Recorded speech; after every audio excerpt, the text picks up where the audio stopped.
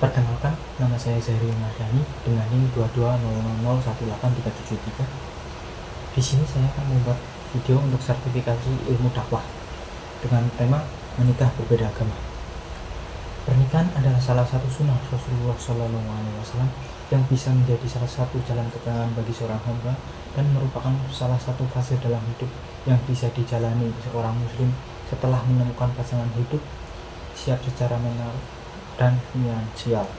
Sebagaimana firman Allah Azza wa Jalla yang artinya di antara tanda-tanda kebesarannya ialah bahwa Dia menciptakan pasangan-pasangan untukmu dari jenis dirimu sendiri agar kamu merasa tentram kepadanya. Dia menjadikan di antaramu rasa cinta dan kasih sayang. Sesungguhnya pada yang demikian itu benar-benar terdapat tanda-tanda kebesaran Allah bagi kaum yang berpikir. Surat Ar-Rum ayat 21. Nabi Shallallahu Alaihi Wasallam juga memerintahkan agar para pemuda bersegera menikah jika sudah mampu dan matang secara emosional. Dengan menikah, seseorang dapat menyempurnakan separuh agamanya.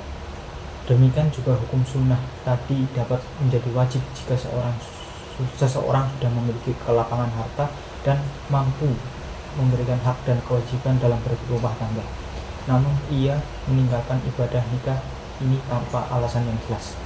Malahan, tanpa menikah, ia cenderung akan jatuh ke dalam dosa dan perzinahan. Dalam kondisi ini, maka seorang muslim lebih utama untuk menikah dan hukumnya menjadi wajib. Tujuan pernikahan. Pernikahan ialah fitrah manusia yang tidak dapat diabaikan, serta salah satu hal yang penting, sehingga Allah Subhanahu wa Ta'ala melalui Rasulullah SAW memberi banyak petunjuk dalam pelaksanaannya. Tidak saja untuk manusia, pasangan atau jodoh juga diciptakan untuk makhluk lain, baik itu yang hidup maupun yang tidak hidup, seperti hewan, tumbuhan, bangsa jin, siang dan malam, panas dan dingin, baik dan jahat, dan lain-lain, agar tercipta keseimbangan. Tujuan pernikahan diantaranya adalah: 1. Memenuhi kebutuhan dasar manusia. Pernikahan bertujuan untuk memenuhi kebutuhan dasar seorang manusia.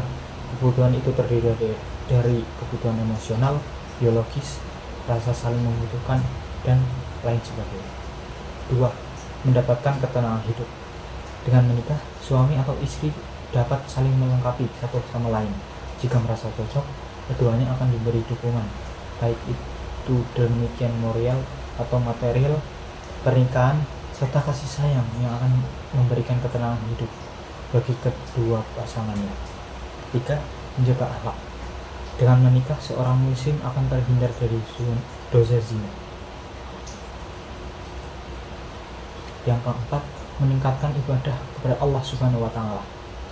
Perbuatan yang sebelumnya haram sebelum menikah seusai dilangsungkan perkawinan menjadi ibadah pada suami atau istri. Misal, kasih sayang antara yang berbeda mahram adalah dosa. Namun, jika dilakukan dalam mahlik perkawinan, maka akan dicatat sebagai pahala di sisi Allah Subhanahu wa Ta'ala. 5. Memperoleh keturunan yang soleh dan solihah. Salah satu amalan yang tidak habis pahalanya kendati seorang muslim sudah meninggal adalah keturunan yang soleh dan solihah. Dengan berumah tangga, seorang dapat mendidik generasi muslim yang beriman dan bertakwa kepada Allah SWT yang merupakan tabungan pahala dan amal kebaikan yang berkepanjangan. Islam sudah mengatur dan membuat hukum-hukumnya yang berlaku agar pernikahan tersebut dapat terjaga kesuciannya serta membawa ketentraman bagi pasangan yang berniat melangsungkannya, dengan beberapa syarat seperti memilih pasangan yang berdasarkan keimanan atau sama-sama Islam. Namun kenyataannya masih terdapat pernikahan berbeda agama, baik perempuan Islam menikah dengan pria non-muslim ataupun sebaliknya. Lalu, apa pandangan Islam tentang nikah berbeda agama? Hukum dalam pernikahan berbeda agama dalam Islam termasuk masalah khilafiyah yang didebatkan. Namun demikian, mayoritas ulama dan MUI memutuskan bahwa pernikahan berbeda agama dan dalam Islam adalah haram atau tidak diperbolehkan. 1. Haram. Mayoritas ulama dari 4 mazhab yaitu MUI, NU, Muhammadiyah, dan lainnya telah bersepakat bahwa menikahi pria atau wanita non-muslim hukumnya haram. Pernyataan ini didasari oleh dalil Al-Quran surat Al-Baqarah ayat 221 yang menjelaskan bahwa seorang mukmin dilarang menikahi wanita musyrik. Menikah dengan orang kafir tidak dihalalkan dalam Islam. Dalam surat Al-Baqarah ayat 221 yang artinya, janganlah kamu menikahi perempuan musyrik hingga mereka beriman. Sungguh, hamba sahaya perempuan yang beriman lebih baik daripada perempuan musyrik, meskipun dia tertarik hatimu.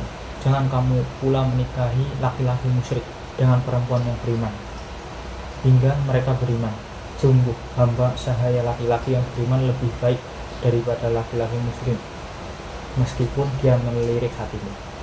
Mereka mengajak ke neraka, sedangkan Allah mengajak ke surga dan ampunan dengan izinnya. Allah menerangkan ayat-ayatnya kepada manusia agar mereka mengambil pelajaran.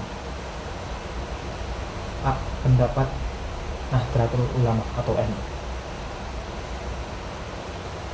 Dalam muktamar ke-21 di Yogyakarta pada bulan November 1989, ulama Nahdlatul Ulama atau NU menerapkan fatwa bahwa pernikahan beda agama di Indonesia hukumnya haram atau tidak sah. B. Pendapat ulama Muhammadiyah. Dalam sidang muktamar tarjih ke-22 tahun 1989 di Malang, para ulama Muhammadiyah telah menetapkan keputusan bahwa pernikahan berbeda agama hukumnya tidak sah. Laki-laki muslim tidak boleh menikah dengan wanita musyrik dalam agama Hindu, Buddha, Konghucu, atau agama lainnya selain Islam. Begitupun dengan pernikahan laki-laki muslim dengan wanita ahlul kitab, Yahudi atau Nasrani. Hukumnya juga haram. Menurut ulama Muhammadiyah, wanita ahlul kitab di zaman sekarang berbeda dengan zaman Nabi dulu. Selain itu, menikah wanita berbeda agama juga mempersulit membentuk keluarga sakinah yang sesuai syariat Islam.